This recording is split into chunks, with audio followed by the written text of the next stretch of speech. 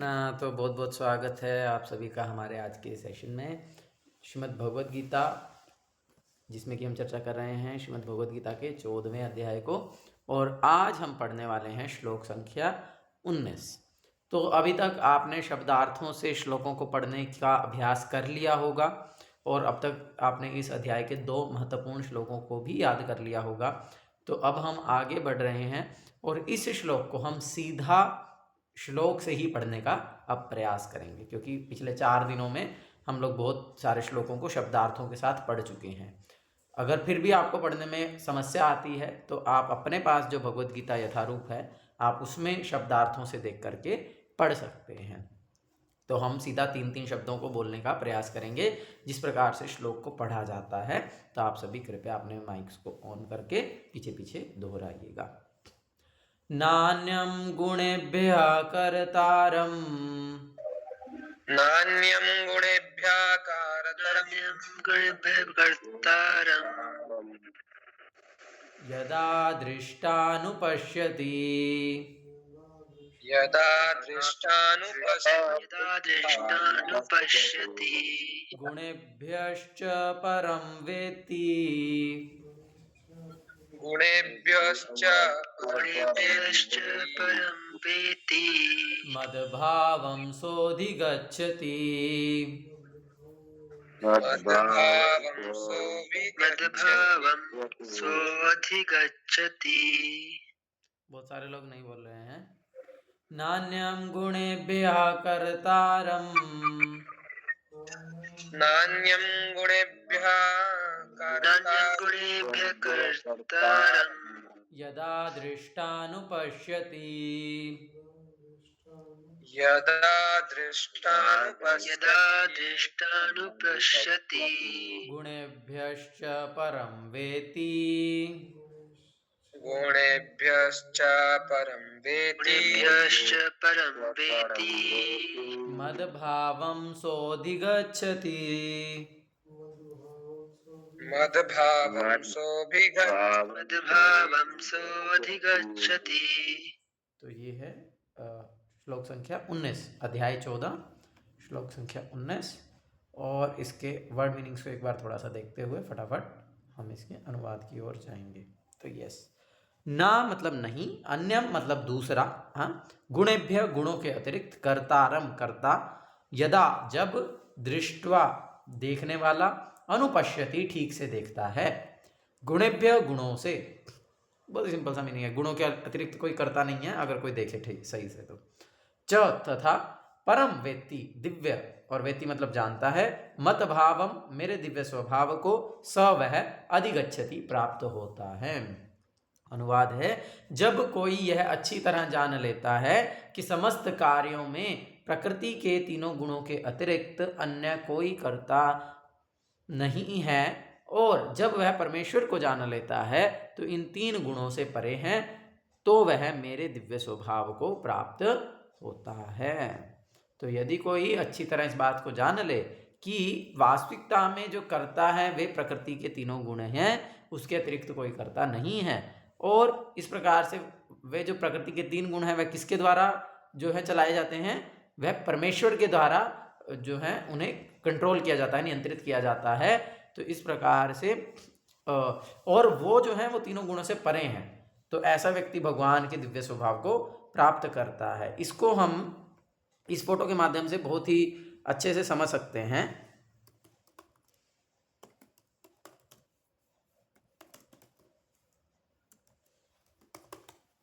है ना।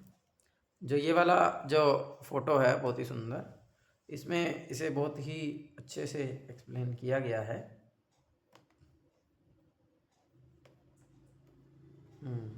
इधर क्लियर नहीं दिख रहा है ना। ये आपने भगवद गीता में देखा ही होगा, भगवद गीता के प्रारंभ के फोटोज़ में है। अगर मैं पहले तो सोचा नहीं था, नहीं तो मैं इसको निकाल के रखता क्लियर फोटो को। तो इसमें आप देख सकते हैं कि भगवान जो हैं वे ऊपर में हैं, और यहाँ पर जो नीचे में 3 स्त्री स्वरूपा हैं, ये प्रकृति है, विशेष रूप से प्रकृति के 3 गुण हैं, तो इसलिए 3 स्त्रियां हैं, जिसमें कि एक सत्वगुण जो कि पीले रंग को दर्शाती है, रजोगुण जो कि लाल रंग को दर्शाती है, और नीला यानी कि तमोगुण को दर्शाती है। तो ये 3 गुणों से अगर आप देखेंगे तो बहुत ही क्लियर हमको यहाँ पे दिख रहा है कि रस्सियां बंधी हुई हैं। आप अपने भगवत गीता में देखोगे तो आपको और अधिक क्लियर दिखेगा, जिससे कि सारे लोग यहाँ पर नाच रहे हैं, है ना। तो कठपुतली के समान जो है तीनों गुण कार्य करते हैं, और जो भगवान है वे उनके ऊपर हैं, यानी कि उनके द्वारा जो है ये प्रकृति बनाई गई है, और उनके ऊपर जो है प्रकृति का कोई नियंत्रण नहीं है। तो ये इस श्लोक का अनुवाद है। ठीक है जी। तात्पर्य लक्ष्य प्रभु पढ़िए। जी प्रभु जी, हरे कृष्ण। समुचित महापुरुषों से केवल समझकर तथा समुचित ढंग से सीखकर मनुष्य प्रकृति के गुणों के सारे कार्यकलापों को लांघ सकता है। वास्तविक गुरु कृष्ण है, और वे अर्जुन को यह दिव्य ज्ञान प्रदान कर रहे हैं। इसी प्रकार जो लोग पूर्णतया कृष्ण भावना भावित हैं, उन्हीं से प्रकृति के गुणों के कार्यों के इस ज्ञान को सीखना होता है, अन्यथा मनुष्य का जीवन कुमार्ग में चला जाता है। प्रामाणिक गुरु के उपदेश से जीव अपनी आध्यात्मिक स्थिति, अपने भौतिक शरीर, अपनी इंद्रियों तथा प्रकृति के गुणों के अपनी बद्धावस्था होने के बारे में जान सकता है। वह इन गुणों की जकड़ में होने से असहाय होता है, लेकिन अपनी वास्तविक स्थिति देख लेने पर वह दिव्य स्तर को प्राप्त कर सकता है, जिसमें आध्यात्मिक जीवन के लिए अवकाश होता है। वस्तुतः जीव विभिन्न कर्मों का कर्ता नहीं होता, उसे बाध्य होकर कर्म करना पड़ता है, क्योंकि वह विशेष प्रकार के शरीर में स्थित रहता है, जिसका संचालन प्रकृति का कोई गुण करता है। जब तक मनुष्य को किसी आध्यात्मिक मान्यता प्राप्त व्यक्ति की सहायता नहीं मिलती, तब तक वह यह नहीं समझ सकता कि वह वास्तव में कहाँ स्थित है। प्रामाणिक गुरु की संगति से वह अपनी वास्तविक स्थिति समझ सकता है, और इसे समझ लेने पर वह पूर्ण कृष्ण भावनामृत में स्थिर हो सकता है। कृष्ण भावना भावित व्यक्ति कभी भी प्रकृति के गुणों के चमत्कार से नियंत्रित नहीं होता। 7वें अध्याय में बताया जा चुका है कि जो कृष्ण की शरण में जाता है, वह प्रकृति के कार्यों से मुक्त हो जाता है। जो व्यक्ति वस्तुओं को यथारूप में देख सकता है, उस पर प्रकृति का प्रभाव क्रमशः घटता जाता है। और वस्तुओं को वास्तविकता में कौन देख सकता है? यथारूप में कौन देख सकता है? पढ़ा था हमने पिछले सत्र में। कौन बता सकता है? हैंड रेज करो। कौन वस्तुओं को यथारूप में देख सकता है? यस प्रभु। प्रभु जो सत्वगुण में स्थिर है। यस, सागर प्रभु पहले ही बोल दिया। जो व्यक्ति सत्वगुण में स्थित है, वह व्यक्ति वस्तुओं को यथारूप में देख सकता है, और इसी प्रकार से जो प्रकृति का प्रभाव है वो क्रमशः घटता जाता है। तो इसीलिए यदि हम चाहते हैं कि हमारे ऊपर जो प्रकृति का प्रभाव है वह घटता रहे और हम प्रकृति के द्वारा कंट्रोल ना रहें, तो हमें कहाँ आना होगा? हमें सत्वगुण में स्थित होना होगा, है ना। और उसके लिए हमें क्या करना होगा? उसके लिए हमें प्रामाणिक गुरु की संगति करनी होगी, प्रामाणिक गुरु से सीखना होगा, प्रामाणिक गुरु की शरण ग्रहण करनी होगी, है ना। तो जैसे ये श्लोक है, इसी प्रकार का श्लोक पहले भगवान भगवद गीता में ही कहते हैं, प्रकृते क्रियमाणानि गुणे कर्माणि सर्वशा अहंकार विमूढ़ात्मा कर्ता हम इति मन्यते। कि प्रकृति जो है, प्रकृति के 3 गुण जो है वे ही सारे कार्यों को करते हैं। प्रकृते क्रियमाणानि गुणे कर्माणि सर्वशा, तो जो प्रकृति के गुण हैं वही सारे कार्य करते हैं, लेकिन अहंकार विमूढ़ आत्मा, जो मूर्ख व्यक्ति है और अपने अहंकार के कारण कर्ता अहम इति मन्यते, अपने आप को वह कर्ता समझता है। तो इस प्रकार से भगवान पहले भी बताए हैं, और इसको हम बहुत ही प्रैक्टिकल उदाहरणों से समझ सकते हैं। जैसे कि यहाँ पर प्रभुपाद जी ने तात्पर्य में कहा कि बहुत सारी चीज़ों को करने के लिए व्यक्ति को बाध्य होना पड़ता है, वो करना नहीं चाहता है लेकिन फिर भी बाध्य हो जाता है। जैसे कि मान लीजिए अगर कोई उदाहरण के लिए कोई स्मोकिंग कर ले, तो एक दो बार यदि वो स्मोकिंग कर ले और उसको उसमें टेस्ट लग जाए तो उसके बाद वह व्यक्ति नहीं भी करना चाहेगा, तब भी जो है उसको क्रेविंग हो जाएगी और वो उसको कंट्रोल नहीं कर पाएगा, एंड देन वो जो है स्मोकिंग कर ही लेगा। या फिर उस पर लिखा रहता है साफ साफ टोबैको कोजेज कैंसर, या कैंसर का एक बड़ा सा फोटो भी रहता है, वो जानता है कि ये मेरे लिए अच्छा नहीं है, लेकिन फिर भी वह बाध्य है, वह उसको करता ही है ना। तो इसीलिए इस प्रकार से हम देख सकते हैं कि किस प्रकार से प्रकृति के 3 गुण, ये मैंने एक उदाहरण लिया, बहुत सारे उदाहरण हो सकते हैं, बाध्य हो जाते हैं हम। या मेरा फेवरेट उदाहरण ले तो अब व्यक्ति जानता है कि गर्लफ्रेंड होगी तो वो परेशान करेगी, लेकिन फिर भी लोग जो है, समझदार व्यक्ति के लिए इशारा काफी है। चलो अगला श्लोक है, तो कृपया दोहराइए। गुणानेतानतीत्या त्रिन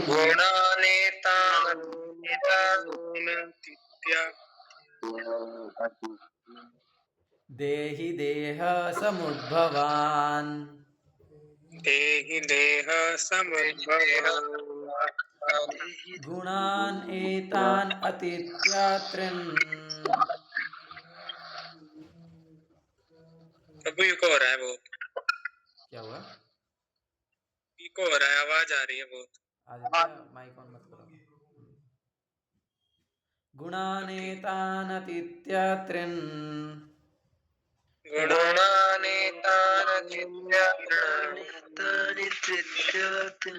देहि देह समुद्भवान् देहि देह समुद्भवान् जन्म मृत्यु जरा दुःखैर् जन्म मृत्यु जरा दुःखे विमुक्तो अमृताश्नुते विमुक्तो गुणानेतानतीत्य त्रिन्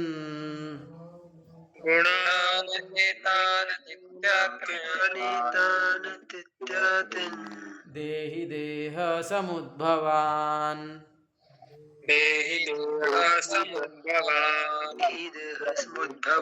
जन्म मृत्यु जरा दुःखैर् जन्म मृत्यु जरा दुःखे विमुक्तो अमृतोश्नुते।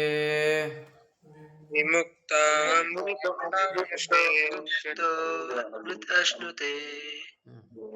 इसी प्रकार से प्रैक्टिस करेंगे तो फिर आप सीधा ही श्लोकों को पढ़ पाएंगे। आज हो सकता है पहला दिन पढ़ रहे हैं तो इसीलिए थोड़ा सा मुश्किल लग रहा होगा। तो यस, शब्दार्थ है गुणान, गुणों को, एतान, इन सब, अतित्य, लांघ कर, त्रिन, जो कि कितने हैं? 3 हैं, देही, देहधारी, देह शरीर, समुद्भवान, उत्पन्न, जन्म मृत्यु जरा मतलब जन्म मृत्यु और बुढ़ापे का, दुख है, दुखों से, विमुक्तः, मुक्त, अमृतम, अमृत, अश्नुते, भोगता है।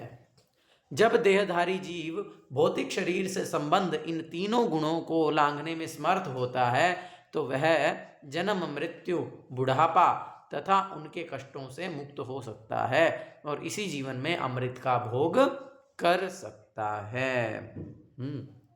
तो ये तो हमने अभी अपने पिछले सत्र में भी चर्चा किया था, जन्म मृत्यु जरा व्याधि दुख दोष अनुदर्शनम, भगवान भगवद गीता में ही दूसरे श्लोक में कह रहे हैं। और यहाँ पर भी वही बात कही गई है कि हमारे जीवन के जो वास्तविक कष्ट हैं ये जन्म मृत्यु और बुढ़ापा हैं और उस बीच में होने वाले कष्ट यानी कि बीमारियां हैं। तो इन सब से व्यक्ति कब मुक्त हो सकता है?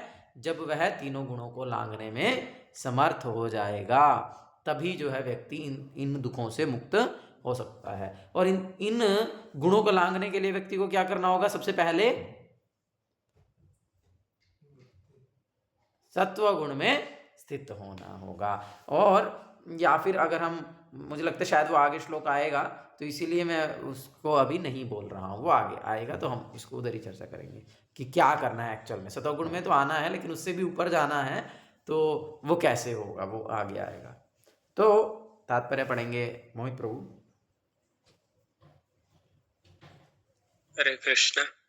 इस श्लोक में बताया गया है कि किस प्रकार इसी शरीर में कृष्ण भावना भावित होकर दिव्य स्थिति में रहा जा सकता है। संस्कृति शब्द देही का अर्थ है देहधारी। यद्यपि मनुष्य इस भौतिक शरीर के भीतर रहता है लेकिन अपने आध्यात्मिक ज्ञान की उन्नति के द्वारा वह प्रकृति के गुणों के प्रभाव से मुक्त हो सकता है। वह इसी शरीर में आध्यात्मिक जीवन का सुख सुख भोग कर सकता है, क्योंकि इस शरीर के बाद उसका वैकुंठ जाना निश्चित है। लेकिन वह इसी शरीर में आध्यात्मिक सुख उठा सकता है। दूसरे शब्दों में कृष्ण भावना अमृत में भक्ति करना भव पाश से मुक्त का संकेत है। और अध्याय 18 में इसकी व्याख्या की जाएगी। जब मनुष्य प्रकृति के गुणों के प्रभाव से मुक्त हो जाता है तो वह भक्ति में प्रविष्ट होता है। तो जब व्यक्ति सत्व गुण में स्थित होगा तो उसके बाद क्या होगा? उसके बाद भक्ति प्रारंभ होगी। और जब वो भक्ति प्रारंभ होगी, जब व्यक्ति कृष्ण भावनामृत में भक्ति करने लगेगा, तो फिर वह भवपाश से, इस जन्म मृत्यु जरा व्याधि के चक्र से मुक्त होकर के वैकुंठ लोक में भगवान के दिव्य धाम में प्रवेश करेगा। और केवल गुरु महाराज जिसको बड़े सुंदर उदाहरण के साथ बोलते हैं कि मैं तुम्हें 20 लाख का चेक लिख करके देता हूं, लेकिन वो चेक एनकैश होगा 20 सालों के बाद। तो ऐसे चेक का मुझे आज क्या फायदा, है ना? तो सामने वाला व्यक्ति बोलेगा अरे ठीक है, तुम मुझे 20 साल बाद 20 लाख रुपए दे रहे हो, लेकिन आज तो कुछ दो। भाई 20 साल में जीऊंगा नहीं जीऊंगा, क्या होगा पता नहीं है, तो आज तो कुछ दो। तो उसी प्रकार से कोई व्यक्ति कह सकता है कि इस आप बोल रहे हो कि ठीक है हमको पूरा जीवन भक्ति करनी है, भक्ति करनी है, भक्ति करनी है, और भक्ति करने से हम भगवान के धाम में चले जाएंगे। ठीक है, वो तो जाएंगे, अभी तो कुछ दो। तो उसके लिए यहाँ पर बोल रहे हैं कि वह व्यक्ति इसी जीवन में जो है उस आध्यात्मिक जीवन का, उस वैकुंठ के समान ही सुख का उपभोग कर सकता है। वह व्यक्ति केवल बाहरी दृष्टि से देखने से ऐसा लगता है कि भाई उसको भी जन्म मृत्यु जरा व्याधि है, उसको भी रोग हो रहे हैं, या वो उसको भी बुढ़ापा आ रहा है, या उसको भी इस भौतिक संसार के दुखों को झेलना पड़ रहा है। लेकिन वास्तविकता में वह व्यक्ति अंतर मन से यंतर सुख अंतर आरामश यंतर ज्योतिरेव च, भगवद गीता में 5वें अध्याय में श्लोक है। तो लेकिन वह व्यक्ति अंतर सुख होता है, वह अंदर से सुख का अनुभव कर रहा होता है। अंतर आरामश, उसको ऐसा कोई प्रॉब्लम होती नहीं है, ठीक है, ही एक्सेप्ट एवरीथिंग। और वो वास्तविकता में उस आध्यात्मिक जीवन के जो दिव्य रस है उसका अनुभव कर रहा होता है। ठीक है जी। ओह, थोड़ा सा डिफिकल्ट श्लोक है। अर्जुन उवाच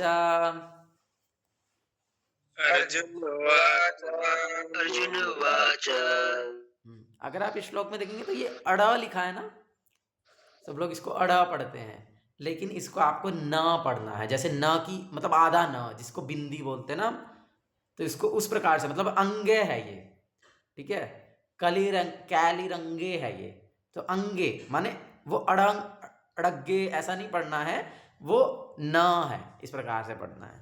ठीक है, कैलिरंगे स्त्रीन गुणान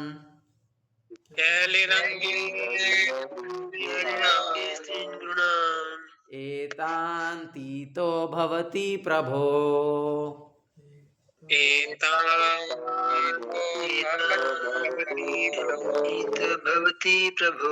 किमाचारः कथं चैतान्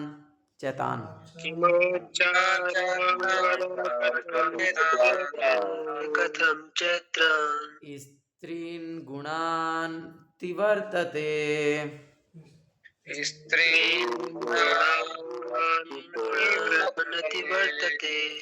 कैलिरंग स्त्रीन् गुणान्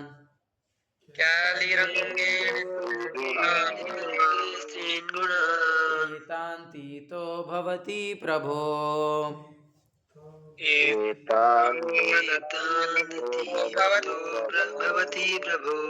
किमाचारः कथं चैतान्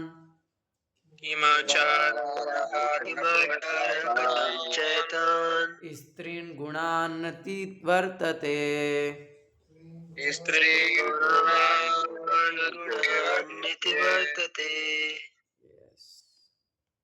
तो शब्दार्थ हैं अर्जुन उवाचा, अर्जुन ने कहा, कह माने किन, लिंगय माने लक्षणों से, तृण मतलब तीनों, गुणान गुणों को, एतान ये सब, अतीत लांघा हुआ, भवती हे है, प्रभो हे प्रभु, किम क्या, आचार आचरण, कथम कैसे, च भी, एतान ये, तृण तीनों, गुणान गुणों को, अतिवर्तते अतिवर्तते यस लांघता है। तो वही मैं बोला, ये थोड़ा सा टिपिकल श्लोक है। तो बहुत ही सुंदर अनुवाद। अर्जुन ने कहा, हे भगवान, जो इन तीन गुणों से परे हैं वह किन लक्षणों के द्वारा जाना जाता है? ये तो हमारे अंदर भी जिज्ञासा हो सकती है कि भैया हाँ अब हम बोल रहे हैं, है ना। अभी रिसेंटली तो भगवान ने बोला पिछले ही श्लोक में कि जो तीनों गुणों से परे हैं वो जन्म मृत्यु और बुढ़ापे से और बीमारियों से यानी कष्टों से मुक्त हो जाएगा और इसी जीवन में आनंद का अनुभव करेगा। तो ऐसे व्यक्ति के लक्षण क्या है, कैसे पहचानेंगे कि कौन व्यक्ति तीन गुणों को पार कर चुका है? उसका आचरण कैसा होता है, वह किस प्रकार से आचरण करता है, और वह प्रकृति के गुणों को किस प्रकार लांघता है, और अगर उसने ऐसा किया तो किया कैसे है। वही मैं बोला कि आगे के श्लोक में आएगा, इसलिए मैं उसको अभी नहीं बता रहा हूँ कि वास्तविकता में व्यक्ति इन तीन गुणों को लांघेगा कैसे। तो अर्जुन यहाँ पर पूछ रहे हैं। ऋषभ प्रभु पढ़ेंगे इसका तात्पर्य। इस श्लोक में अर्जुन के प्रश्न अत्यंत उपयुक्त है। वह उस पुरुष के लक्षण जानना चाहते हैं जिसने भौतिक गुणों को लांघ लिया है। सर्वप्रथम वह ऐसे दिव्य पुरुष के लक्षणों के विषय में जिज्ञासा करता है कि कोई कैसे समझे कि उसने प्रकृति के गुणों के प्रभाव को लांघ लिया है। उसका दूसरा प्रश्न है कि ऐसे व्यक्ति किस प्रकार रहता है और उसके कार्यकलाप क्या है, क्या वे नियमित होते हैं या अनियमित होते हैं। फिर अर्जुन उन साधनों के विषय में पूछता है जिससे वह दिव्य स्वभाव अर्थात प्रकृति प्राप्त कर सके। यह अत्यंत महत्वपूर्ण है। जब तक कोई उन प्रत्यक्ष साधनों को नहीं जानता जिनसे वह सदैव दिव्य पद पर स्थित रहे, तब तक लक्षणों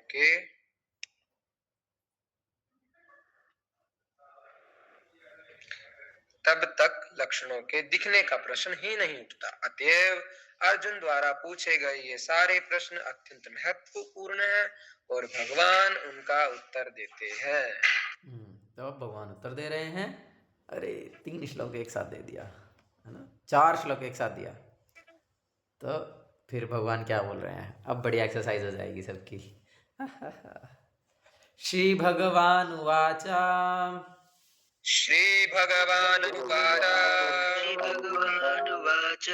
प्रकाशं च प्रवृत्तिं च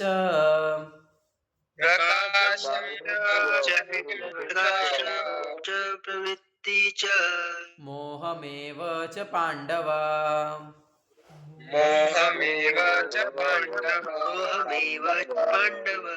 न द्वेष्टि संप्रवृत्तानि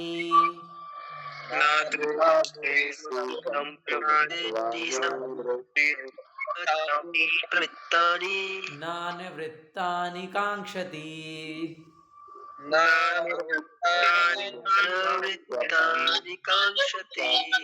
उदासीनवदासीनो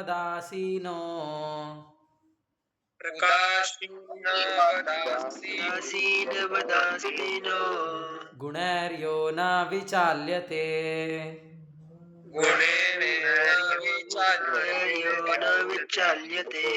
गुणा वर्तन्त इत्येवम्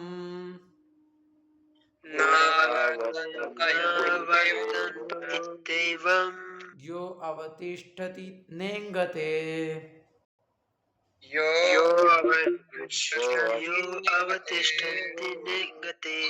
समा सुख सुख स्वस्थ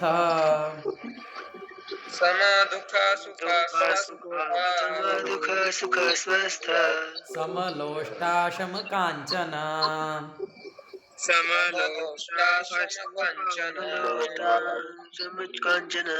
तुल्या प्रिया प्रियो धीरस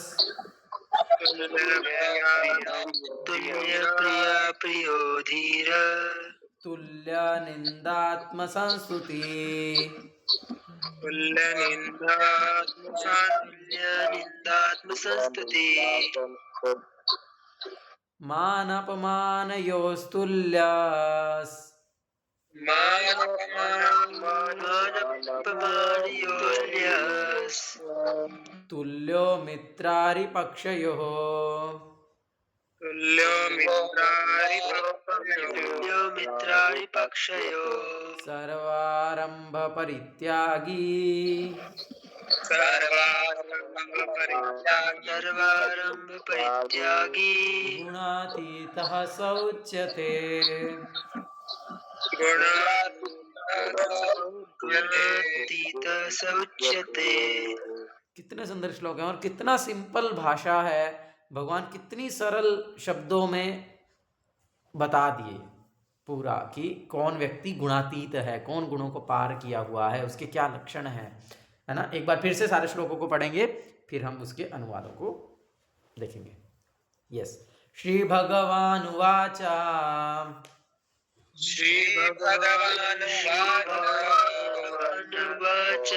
प्रकाशं च प्रवृत्तिं च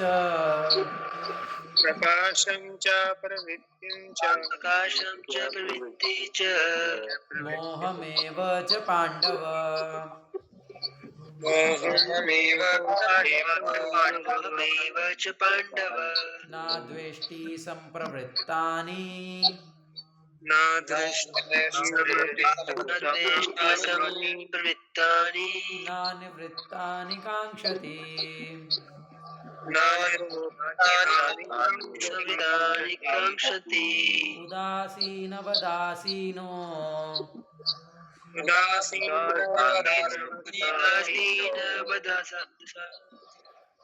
गुणैर्यो न विचाल्यते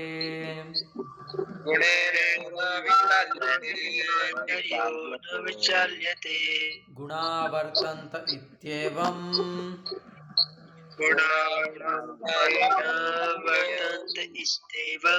यो अवतिष्ठति नेङ्गते।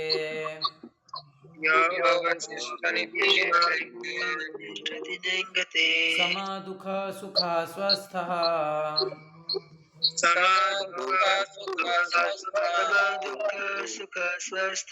समलोष्टाशमकाञ्चनः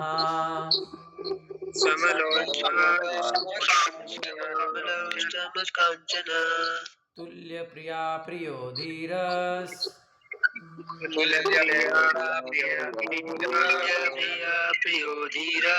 तुल्यनिन्दात्मसंस्तुतिः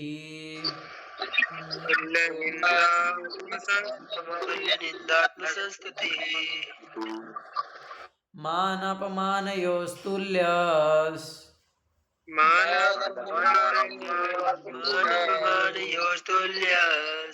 तुल्यो मित्रारिपक्षयोः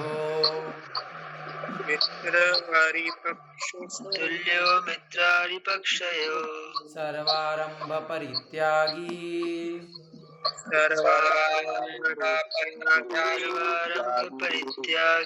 गुणातीतः स उच्यते।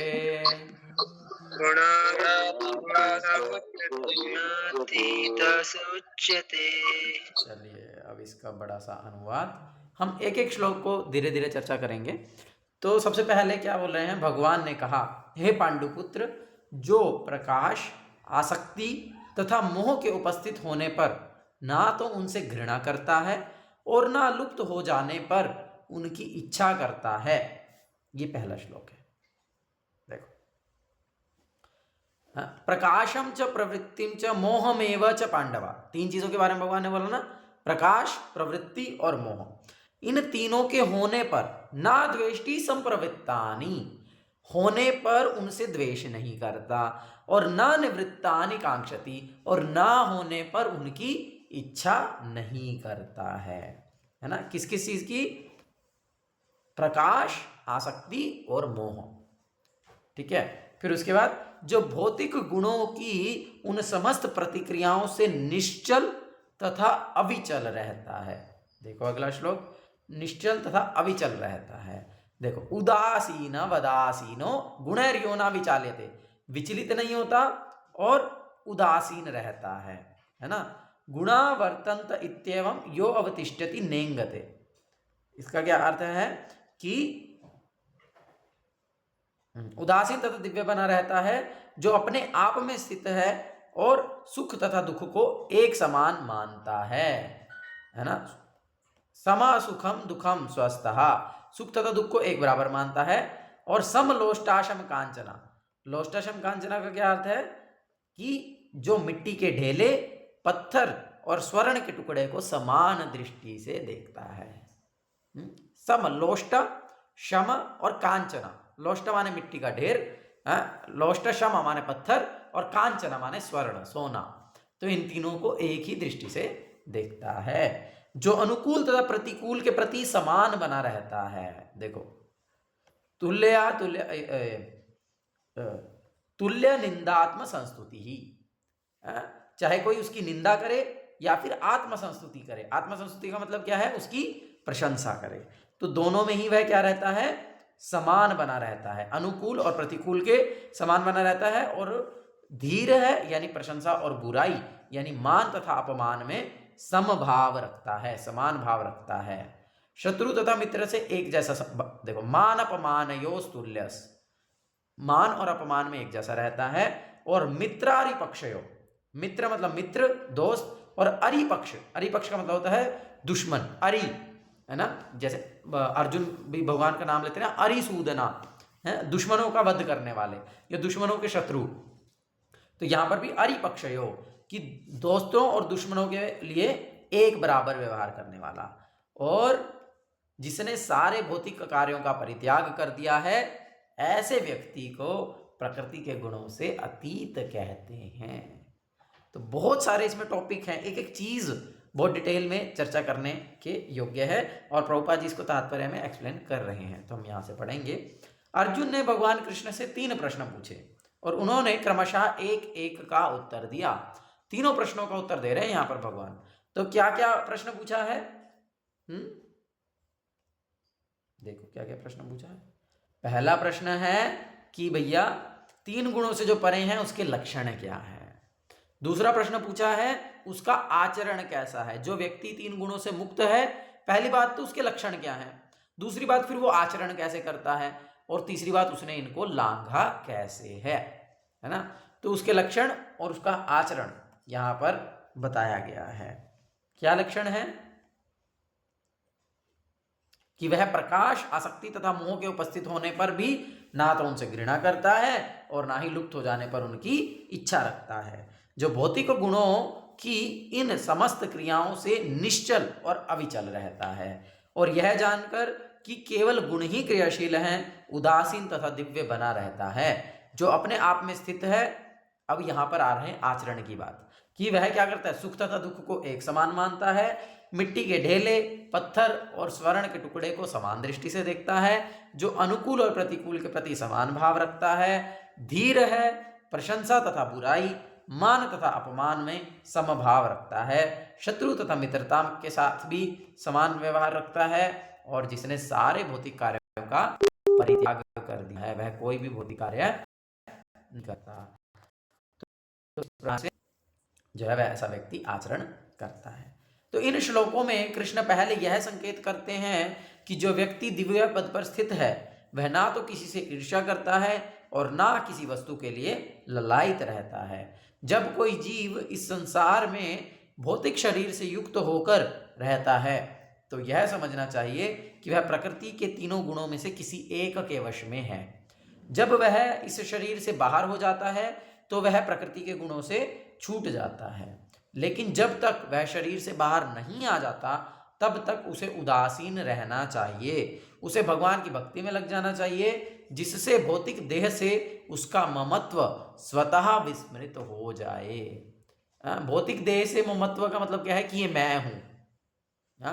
जब हम भगवान का भक्ति करते हैं तो उसमें क्या होता है कि हम ये शरीर नहीं हैं, हम आत्मा हैं, हम भगवान के नित्य दास हैं, इसकी अनुभूति होने लगती है। और इस कारण से जो व्यक्ति का इस शरीर को मैं समझना है, वह धीरे धीरे विस्मृत होने लगता है। जब मनुष्य भौतिक शरीर के प्रति सचेत रहता है, तो वह केवल इंद्रिय तृप्ति के लिए कर्म करता है। लेकिन जब वह अपनी चेतना कृष्ण में स्थानांतरित कर देता है तो इंद्रिय तृप्ति स्वतः रुक जाती है ना।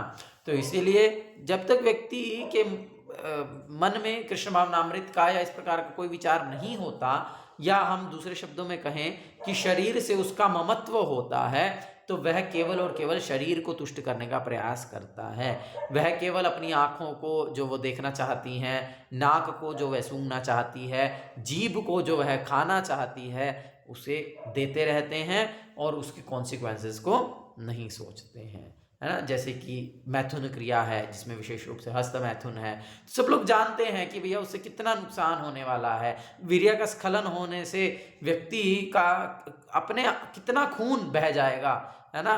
कितने सारे खून के ड्रॉप्स के मिलने से एक वीर्य की एक बूंद बनती है, लेकिन फिर भी व्यक्ति जो है केवल कुछ क्षणों का सुख लेने के लिए इंद्रिय तृप्ति करते हुए जो है अपना ही नुकसान करता है, अपने शरीर को नष्ट करता रहता है। लेकिन वही व्यक्ति जब अपनी चेतना को कृष्ण में स्थानांतरित कर देता है तो फिर इंद्रिय तृप्ति स्वतः रुक जाती है। फिर व्यक्ति अपने आप ही कृष्ण प्रसाद के अतिरिक्त दूसरा कुछ नहीं खाता है। जो विषय वस्तु कृष्ण से संबंधित नहीं है उसमें उसकी कोई रुचि नहीं रहती है, और वह फिर ऐसे कोई भी जो है अभद्र वस्तु को नहीं देखता है, और नहीं देखता है तो फिर आगे कुछ नहीं होता। इस प्रकार से हम समझ सकते हैं मनुष्य को इस भौतिक शरीर की आवश्यकता नहीं रह जाती, और ना उसे इस भौतिक शरीर के आदेशों का पालन करने की आवश्यकता रह जाती है ना।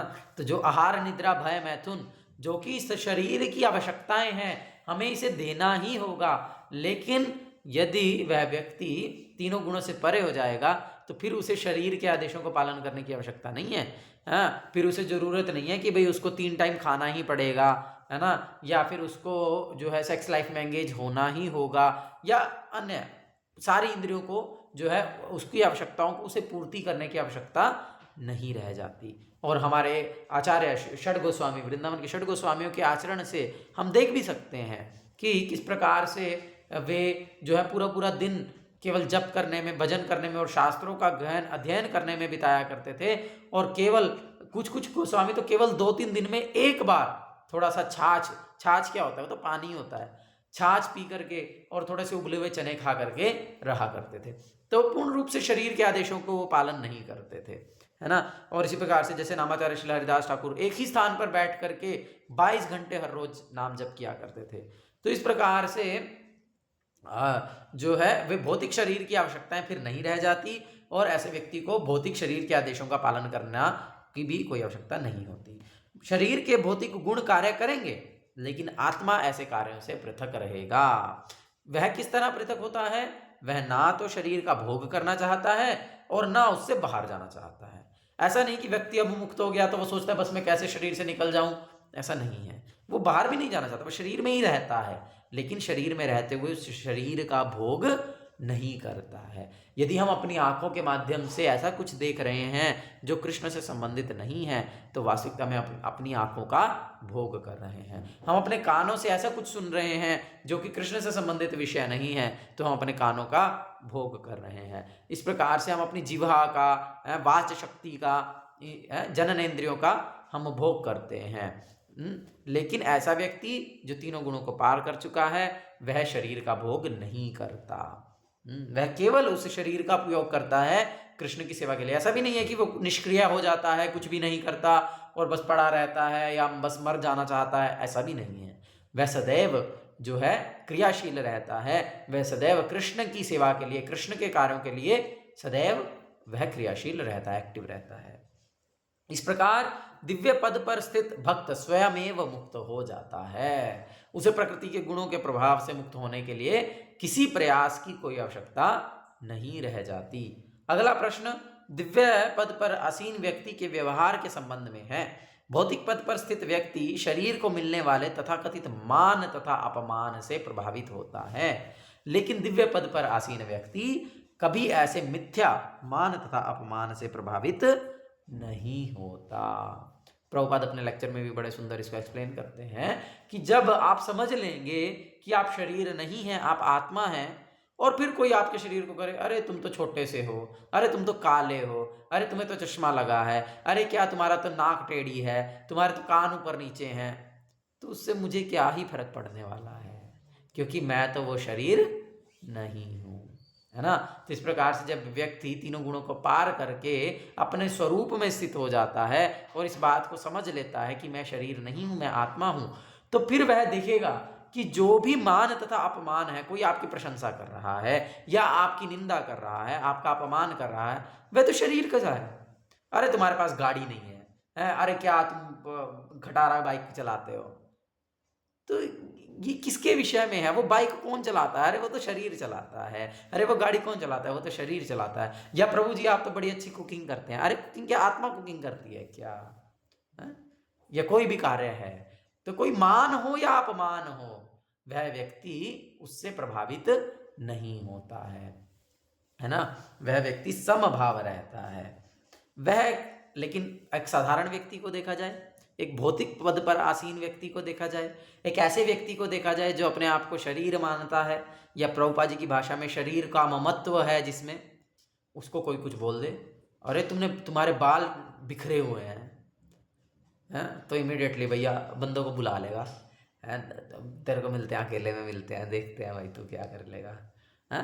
तो इस प्रकार से क्या बोल रहा था, तो इस प्रकार से कोई थोड़ा सा भी अपमान कर दे तो किस प्रकार से वे प्रभावित हो जाते हैं। ये कोई थोड़ी सी प्रशंसा कर दे, अरे आप बड़े सुंदर कपड़े पहने यार, बड़े साफ सुथरे कपड़े पहनते हो, और बस वह ऐसे छाती चौड़ी करके घूमेगा भी जैसे पता नहीं कहाँ का राजा है। हाँ, तो इस प्रकार से जो भौतिक पद पर आसीन व्यक्ति है वह मान तथा अपमान से प्रभावित होता है, लेकिन दिव्य पद पर आसीन व्यक्ति कभी ऐसे मिथ्या मान तथा अपमान से प्रभावित नहीं होता। वह कृष्ण भावनामृत में रहकर अपना कर्तव्य निभाता है और इसकी चिंता नहीं करता कि कोई व्यक्ति उसका सम्मान करता है या अपमान। जब हम लोग बुक डिस्ट्रीब्यूशन करने के लिए जाते हैं, मैं बताया ना संकीर्तन में, तो कोई दुकान में तो ऐसा होता है कि बस भाई साधु आ गए और बस इनके तो चरण धो के पी लो, और इतना सम्मान देते हैं, इतना सम्मान देते हैं। और किसी दुकान में तो हम जाते हैं तो हमको घुसने नहीं देते हैं, बोलते हैं कि भैया बाहर हो लो, तुम्हारा कोई काम नहीं है। कभी कोई सिक्का पकड़ा देता है, चलो जी बाबा जी आगे मांगने, चलो सिक्का लो और निकलो, बात तक सुनना नहीं चाहते हैं। तो इस प्रकार से भक्तों को अनेक प्रकार से सम्मान तथा अपमान को की स्थितियों को सहन करना पड़ता है, लेकिन वैसे कोई प्रभावित नहीं होते हैं। वो सोचते हैं अपना ही नुकसान कर रहा है, मूर्ख आदमी है। तो इस प्रकार से वह उन बातों को स्वीकार कर लेता है जो कृष्ण भावनामृत में उसके कर्तव्य के अनुकूल हैं, अन्यथा उसे किसी भौतिक वस्तु की आवश्यकता नहीं रहती, चाहे वह पत्थर हो या सोना। यदि कृष्ण भावनामृत के लिए, भगवान कृष्ण की सेवा के लिए पत्थर भी उपयोगी है तो वह उसको भी रख लेगा, और यदि सोना भी उपयोगी नहीं है तो वह उसको भी नहीं रखेगा। सबको समान दृष्टि से देखता है। वह प्रत्येक व्यक्ति को जो कृष्ण भावनामृत के संपादन में उसकी सहायता करता है। अच्छा, इसका मतलब ये नहीं है कि भाई अब कोई उसको सोना देगा तो लेगा नहीं, ऐसा नहीं है। वो उसको लेगा, उसको भगवान की सेवा में लगाएगा, उसमें कोई गलत नहीं है। इसमें ऐसा नहीं है कि भैया आप कह सकते हैं कि भैया इसका मतलब तो जो व्यक्ति डोनेशन मांग रहा है, जो व्यक्ति धन अर्जित करने का प्रयास कर रहा है विभिन्न तरीकों से, तो वह गलत हो गया या वह भौतिक पद पर है। ऐसा नहीं है। जो व्यक्ति दिव्य पद पर है वह भी धन की कामना कर सकता है, लेकिन वह उस धन का क्या करेगा? उस धन को कृष्ण की सेवा में लगाएगा। जैसे प्रभुपाद जी का बहुत सुंदर स्टेटमेंट है। प्रभुपाद बोलते हैं कि I can take the money of whole world and engage in the service of Krishna, but I don't want a single penny for myself. मुझे मेरे लिए एक पैसा भी नहीं चाहिए, लेकिन कृष्ण की सेवा के लिए मैं पूरे संसार का धन ले सकता हूं और उसे कृष्ण की सेवा में लगा सकता हूं। तो यह है एक दिव्य पद पर आसीन व्यक्ति का दृष्टिकोण। ऐसा नहीं है कि वह जो है बहुत सारा धन इकट्ठा करेगा, जैसे कि बहुत सारे सो कॉल्ड अध्यात्मवादी लोग करते भी हैं, और फिर उससे एक बड़ा ही लग्जरी घर बनाएंगे। मैं सुना था, एक कोई था, मैं नाम नहीं बताऊंगा, वो ऐसी टॉयलेट बनाया था जिसमें वो टेम्परेचर कंट्रोल कर सकते थे कि भाई सीट पे बैठना है तो सीट का टेम्परेचर क्या हो। तो इस प्रकार से बहुत सारे, या फिर क्या बोलते हैं उसको, ये था ना एक गुफा बना लिया था, तो इस प्रकार का मुझे एग्जैक्टली याद नहीं आ रहा है उसके लिए क्या टर्मिनोलॉजी था। तो इस प्रकार से ऐसा नहीं है कि भैया भगवान के नाम पे धन को इकट्ठा करके वह व्यक्ति अपनी इंद्रिय तृप्ति में लगाता है, ऐसा नहीं है। जो दिव्य पद पर आसीन व्यक्ति है वह उसे भगवान की सेवा में ही उपयोग करता है। जैसा कि हम देख सकते हैं प्रभुपाद जी के उदाहरण से, उनके क्या बोलते हैं आचरण से भी हम इस बात को देख सकते हैं कि जब मायापुर में मंदिर बना, तो जिस समय मंदिर बन रहा था तो प्रभुपाद जी ने सबसे पहले एक बिल्डिंग बनवाई। थोड़ी सी वो बिल्डिंग बनाई, उसमें आप फोटो में भी देख सकते हो, उसमें 4 मतलब वो 2 फ्लोर की बिल्डिंग है और इस प्रकार से उसमें प्रभुपाद जी का रूम भी बनाया गया। लेकिन प्रभुपाद जो है वे कुटिया में ही रहे, जो घास की झोपड़ी बनाई गई थी प्रभुपाद वहीं पर ही रहा करते थे, वहीं पर ही राधा माधव की सेवा हुआ करती थी और वहीं पर ही प्रभुपाद जी रहा करते थे। जबकि उस समय प्रभुपाद पूरे विदेशों, पूरे विश्व में बहुत ही विख्यात हो चुके थे, सारे विश्व में उनका ख्याति हो चुकी थी और अपार धन उनके पास था। लेकिन वे सारा का सारा धन उपयोग कर रहे थे कृष्ण की सेवा के लिए। और उन्होंने कहा कि I am making this glorious temples, मैं ये जो बड़े बड़े मंदिर हैं ये बना रहा हूँ एकदम आलीशान महल के समान इन विदेशी लोगों के लिए, क्योंकि इन्हें तो जो क्या बोलते हैं कि टैप वाटर की आदत है कि भैया इनको तो टूटी में आने वाले पानी की आदत है, ये लोग जंगल में लोटा लेकर के नहीं जा सकते हैं। तो इनके लिए मैं ये बना रहा हूँ, इनको आकर्षित करने के लिए बड़े बड़े आलीशान महल के समान मंदिरों का निर्माण किया जा रहा है। मुझे आवश्यकता नहीं है, मैं तो एक पेड़ के नीचे भी रह सकता हूँ या मैं कुटिया में भी रह सकता हूँ। और प्रभुपाद इसे केवल बोले नहीं है, आचरण में दिखाए हैं, है ना। जैसे कि हम देखते हैं जब प्रभुपाद कुरुक्षेत्र आए थे, तो कुरुक्षेत्र प्रभुपाद जी अपने ऑलमोस्ट एंड टाइम में आए, तो उस समय तो बहुत बड़े बड़े मंदिर थे और बहुत बहुत प्रचार था। लेकिन आप वो फोटो देख सकते हो कि प्रभुपाद जी एक पेड़ के नीचे बड़े ही आराम से रेस्ट कर रहे हैं।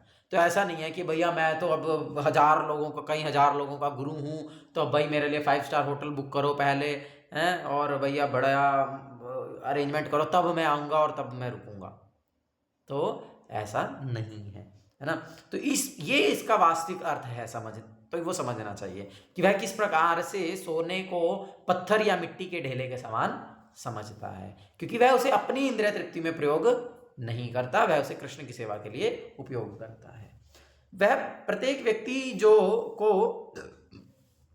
जो कृष्ण भावनामृत के संपादन में उसकी सहायता करता है, अपना मित्र मानता है और वह अपने तथाकथित शत्रु से भी घृणा नहीं करता। तो जो कृष्ण भावनामृत, ऐसा नहीं है कि वो भौतिक स्तर पर मित्रों को बनाता है या शत्रुओं को बनाता है, ऐसा नहीं है। जो कृष्ण भावनामृत में उसकी सहायता करते हैं, जो उसे कृष्ण भावनामृत में आगे बढ़ने में सहायता करते हैं, ऐसे लोगों को वह मित्र बनाता है, ऐसे लोगों को वह मित्र समझता है, उनके साथ आदान प्रदान करता है। लेकिन जो उसके शत्रु, सो कॉल्ड शत्रु होते भी हैं, कहने का तात्पर्य है कि जो अनफेवरेबल होते हैं वो तो शत्रु मानता नहीं, लेकिन वे उसको किसी भी प्रकार से सपोर्ट नहीं करते, तो ऐसे लोगों से भी वह घृणा नहीं करता, उन्हें भी समभाव से ही देखता है, उनका भी वह कभी बुरा नहीं सोचता है। जैसे कोई भौतिक व्यक्ति होते हैं तो वे तो क्या करते हैं, अपने शत्रु का बुरा सोचते हैं। इवन बहुत सारे लोग तंत्र विद्या करवा देते हैं या फिर किसी भी प्रकार से बंदे इकट्ठे करके अकेले में पकड़ करके पीट देते हैं, या इस प्रकार से अनेक प्रकार से लोग अपने शत्रुओं को नुकसान पहुंचाने का प्रयास करते हैं। हमने ऐसा भी देखा है कि अपने शत्रु, मान लो कोई दुकान है, आपस में कंपटीटर्स है, तो बड़ी अच्छी दुकान चल रही है किसी की, दूसरे की नहीं चल रही है, तो वो क्या करेगा, रात को उसकी दुकान में आग लगा देगा, है। तो ऐसा कोई झगड़ा नहीं है, कुछ नहीं है, लेकिन केवल घृणा के कारण, केवल उस शत्रुता के कारण जो है वो, बस घृणा का मतलब क्या है कि वो सामने वाले को नुकसान पहुंचाना चाहता है। तो इस प्रकार से जो कृष्ण भावना भावित व्यक्ति होता है, यानी कि जो 3 गुणों को पार किया हुआ होता है, वह अपने शत्रु से घृणा नहीं करता है, वह उसको किसी भी प्रकार से नुकसान नहीं पहुंचाना चाहता। इस प्रकार से हम समझ सकते हैं वह समभाव वाला होता है और सारी वस्तुओं को समान धरातल पर देखता है, क्योंकि वह इसे भली भांति जानता है कि उसे इस संसार से कुछ भी लेना देना नहीं है। उसे सामाजिक तथा राजनीतिक विषय तनिक भी प्रभावित नहीं कर पाते, क्योंकि वह क्षणिक उथल पुथल तथा उत्पातों की स्थिति से अवगत रहता है। वह अपने लिए कोई कर्म नहीं करता, कृष्ण के लिए वह कुछ भी कर सकता है, लेकिन अपने लिए वह किसी प्रकार का प्रयास नहीं करता। ऐसे आचरण से मनुष्य वास्तव में दिव्य पद पर स्थित हो सकता है। तो यहाँ पर हमने समझा कि एक जो व्यक्ति दिव्य पद पर स्थित है वो कैसा होता है।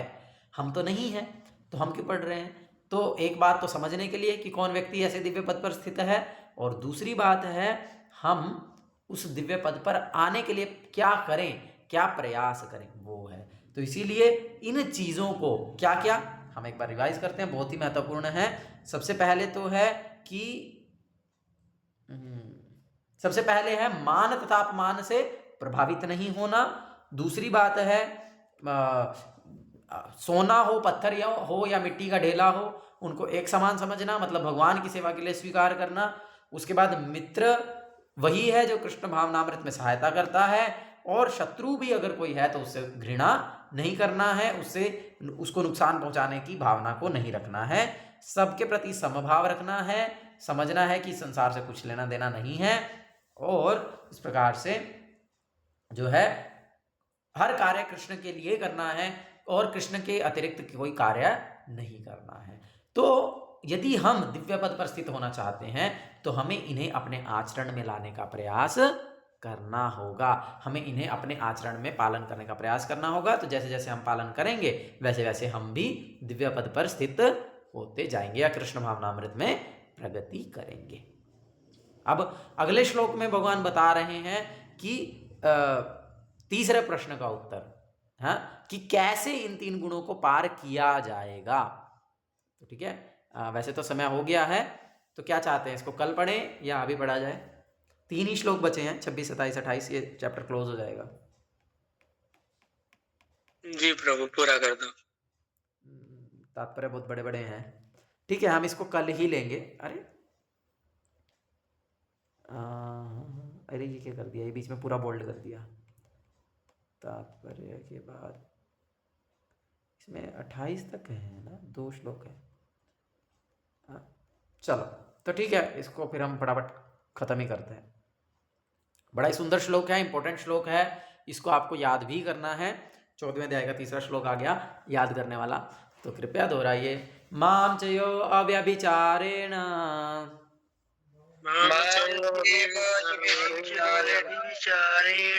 भक्ति योगेन सेवते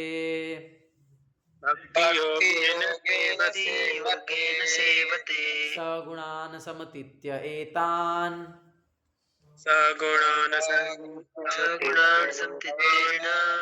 ब्रह्म भूयाय कल्पते।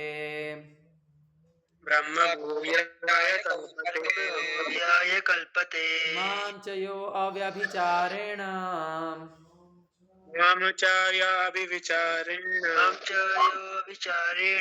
अव्याभिचारेण, इसको क्लियर बोलना है, अव्यभिचारेण, और व अ लगाना भी बहुत महत्वपूर्ण है। व्याभिचारेण अलग होता है और अव्यभिचारेण अलग होता है, इसलिए मां च यो अव्यभिचारेण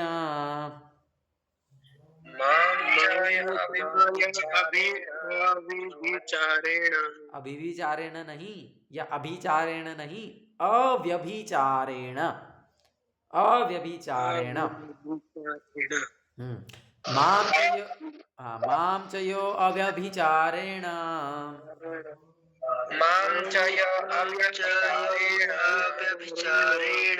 भक्ति योगेन सेवते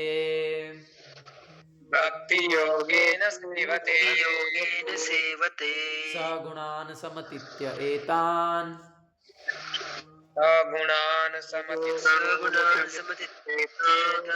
ब्रह्म भूयाय कल्पते।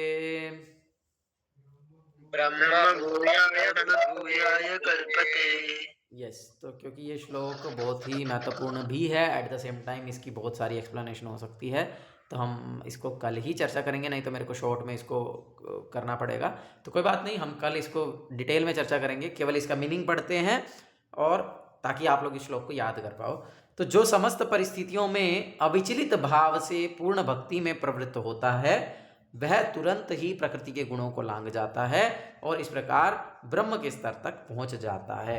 क्या करना है? अविचलित भाव से भक्ति करनी है।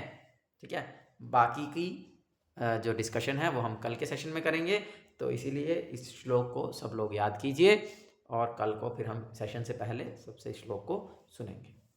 हरे कृष्णा कृष्ण कृष्ण हरे हरे, हरे राम राम राम हरे हरे। भगवद्वाणी श्रीमद् भगवद गीता की जय। श्रील प्रभुपाद की जय। श्रील सुख स्वामी गुरु महाराज की जय। निताय गौर प्रेमानंदे। हरि हरि बोल। हरे कृष्णा। आज जो हमने चर्चा किया उसके विषय में किसी का कुछ प्रश्न है या कुछ कमेंट है तो आप सादर आमंत्रित हैं।